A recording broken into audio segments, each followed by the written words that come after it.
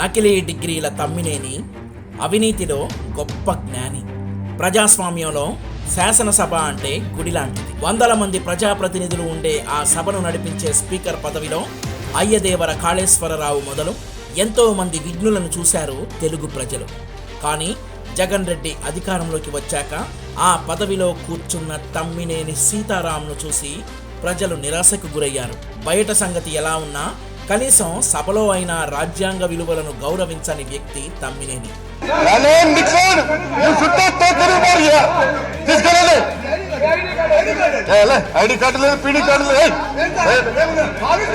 బూతులు మాట్లాడే స్పీకర్ని, నేను వైసీపీ కార్యకర్తని అని బహిరంగంగా చెప్పుకున్న స్పీకర్ని, జగన్ రెడ్డి ప్రాపకం కోసం ఏ పాపానికైనా ఒడిగట్టే స్పీకర్ని చరిత్రలో మొదటిసారి చూశారు జనం. సరే, స్పీకర్గా ఆయన ప్రవర్తన ఎలా ఉంటుందో సభలో చూస్తూనే ఉన్నారు జనం. ఇప్పుడు మనం తమ్మినేని సీతారాం అవినీతి లీలల గురించి, ప్రజలకు తెలియని నిజాలు మాట్లాడుకుందాం. తమ్మినేని అవినీతి గురించి ఆముదాల వలసలో కథలు కథలుగా చెప్పుకుంటారు ప్రజలు. తమ్మినేని సీతారాం దగ్గర అజయ్ అనే వ్యక్తి ఉంటాడు. ఆముదాల వలసలో వసూళ్ల దందా నుండి ఇసుక దోపిడీ సంపాదన మొత్తం ఇతని చేతుల మీదుగానే జరుగుతుంది. ప్రభుత్వం ఇసుక అమ్మకాలు నిర్వహించే సమయంలో ప్రత్యేకంగా ఓ మిషన్ సిద్ధం చేసి ఆన్లైన్ బిల్లుల మాదిరి బిల్లులు వచ్చేలా ప్రత్యేక పరికరం తయారు చేశారంటే తమ్మినేని అక్రమ ఇసుక వ్యాపారం ఏ రేంజ్లో సాగుతుందో చెప్పొచ్చు.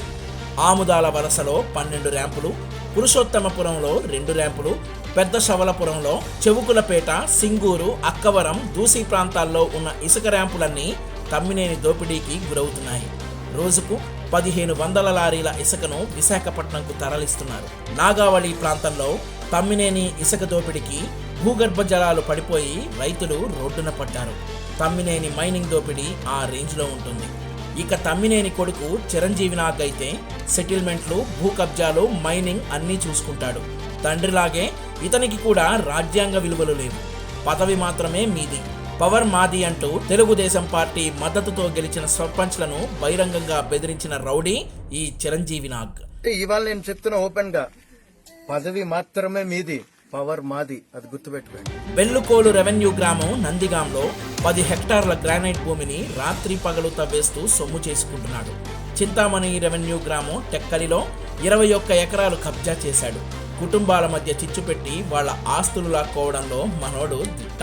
హరిశ్చంద్ర జంతాయత్ కుటుంబం 80 ఎకరాల భూమిని గిరిజనులకు ఇచ్చింది.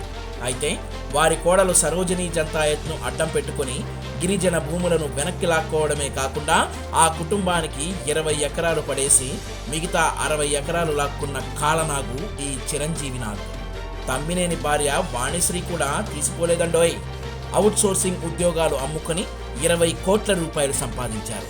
ఇక నియోజకవర్గంలో ఉద్యోగులకు పోస్టింగ్ ఇవ్వాలంటే దానికి ఓ రేటు పెట్టారు. అధికారుల నుండి, షాపుల నుండి వసూలు చేసే పనిని తమ్మినేని దూరపు బంధువు శ్రీరామమూర్తి చూసుకుంటాడు.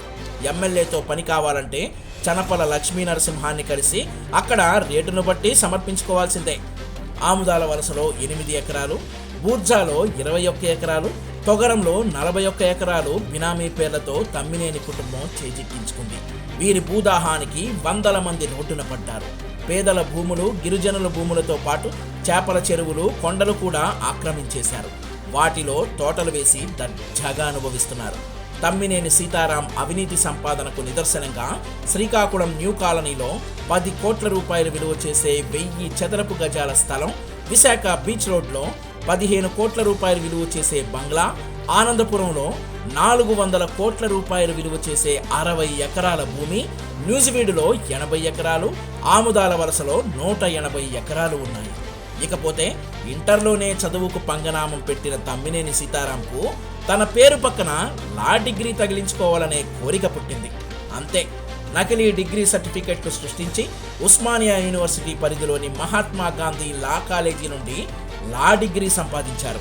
అవినీతి ఒక్కటే కాదు, వ్యక్తిగత జీవితంలోనూ తమ్మినేని సీతారాం విలువలు లేని మనిషి. ఒక మహిళతో వివాహేతర సంబంధం పెట్టుకోగా కుటుంబ సభ్యులు కూడా చీత్కరించుకునే పరిస్థితి వచ్చింది. జగన్ రెడ్డి మళ్లీ అధికారం ఇస్తే తమ్మినేని సీతారాం వంటి అవినీతి పరులను మనం నెత్తిన ఎక్కించుకోవాల్సి ఉంటుంది. అందుకే ప్రజలారా, ముందు జగన్ రెడ్డిని గద్దె దింపితే ఇలాంటి ద్రోహులను మనం దూరం పెట్టొచ్చు.